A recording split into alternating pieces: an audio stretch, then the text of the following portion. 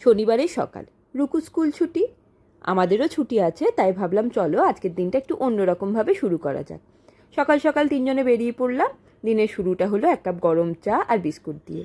ভোরের হাওয়া, একটু হাঁটা, তারপরে সোজা গরম গরম পরোটা আলুর দম খেয়ে চলে এসেছি বাড়ি।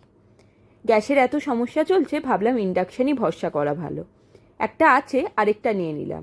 তার সঙ্গে ইন্ডাকশানের প্রেশার কুকার আর নতুন কিছু বাসন, সব কিছুই বেশ ভালো এসেছে। আজকে অনেক দিনের একটা শখও পূরণ করলাম। একটা নতুন রিমোট কন্ট্রোল সিলিং ফ্যান নেওয়ার ইচ্ছা ছিল, সেটা নিয়ে ফেললাম। আর পুরনোটা রুকু পরিষ্কার করছিল। এইসব করতে করতে অনেক বেলা হয়ে গেছে। দুপুরে তাড়াতাড়ি দুটো ইন্ডাকশানে একসাথে রান্না বসালাম, একদিকে ভাত আরেকদিকে আলু পোস্ত। তারপরে দুধ ফোটাতে গিয়ে দেখি কেটে গেছে। তারপর ভাবলাম ছানা বানিয়ে নিই। গন্ধরাজ লেবু দিয়ে ছানা বানালাম, আর সেই ছানা দিয়েই বানিয়ে ফেললাম একদম ঘরোয়া পনিরের তরকারি।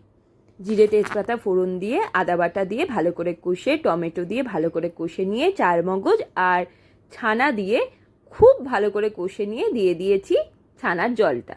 তারপরে একটু পনির দিয়ে ভালো করে ফুটিয়ে নিলেই বাস রেডি হয়ে গেছে পনিরের তরকারি। তারপরে রুকু আর ওর বাবা দিয়েছে ঘুম, আর আমি সেই সুযোগেই বসে পড়েছিলাম একটু কাজে। সন্ধেবেলা আজকে ছিল একদম স্পেশাল প্ল্যান, রুকুকে নিয়ে সিনেমা দেখতে যাওয়ার। আর রুকুর সাথে সাথে আমরাও কিন্তু 3.5 বছর পরে চললাম হলে।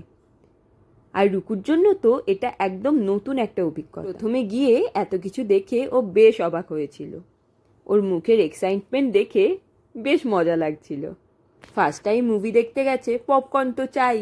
আমাদেরও এত বছর পরে দেখে বেশ ভালো লাগলো। মুভি দেখে চলে গেছিলাম চা খেতে। দিনের শেষটাও আজকে হলো চা দিয়ে।